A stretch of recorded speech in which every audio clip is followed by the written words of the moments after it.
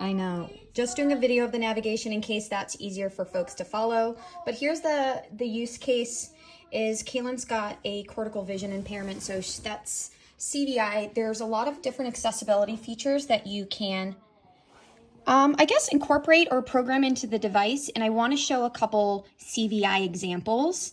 We're doing a lot of content for October. It's AAC Awareness Month. This is also our senior project. Mostly because we want to support our team with some training videos that help them get more familiar with Kaylin's device. But also the most important piece is when we get our team up to speed, then they can help us strategize and customize this even further for Kaylin's educational experience. So very high skill focused, but this is Kaylin's homepage. We've got some color coding going on, which will be handled in a separate video, but we are going to choose high school, and we are making some changes to, well, really all of our classrooms, but our main class, kind of like a homeroom, is with Miss Caroline Lyons.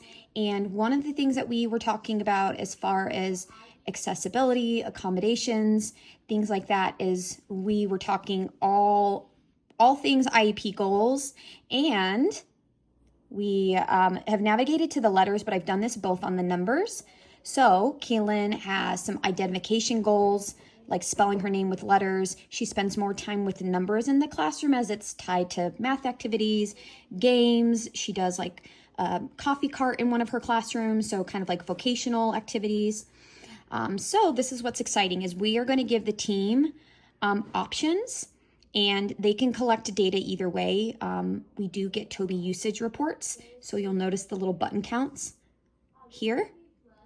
So a little bit skewed data because I'm modeling right now, but again, you can see the differentiation in those button counts. They're color coded.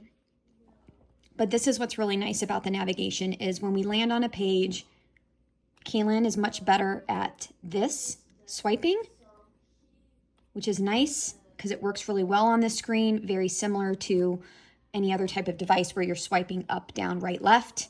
And I gave you a red folder with the letters. And now we've got an easy two-step navigation if you want to swap and get some data on, does she do better with red letters? And of course, at school, Kaylin has her key guard that does give her some added assistance with that direct select, but also with eye gaze. This would be a really great one if she attends better with her vision to that contrast of red and white. We could also make this background all black and have the letters white. So we're going to give some different options to play around with. Right now we started with black and red. Those are really high contrast colors, and Kaylin tends to gravitate towards deep reds and deep pinks. So we're going to go back now a couple times because we've got 2 pages of letters, same with the numbers.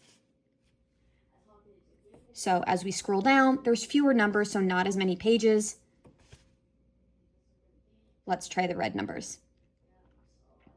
Now these are all tied in with keying in. That was weird. I wonder why that button did that. So I'll do a troubleshooting video, but let's go back to Miss Caroline. We're on the numbers and we're on the red numbers. I want to see the action behind that button, but that's how you get there.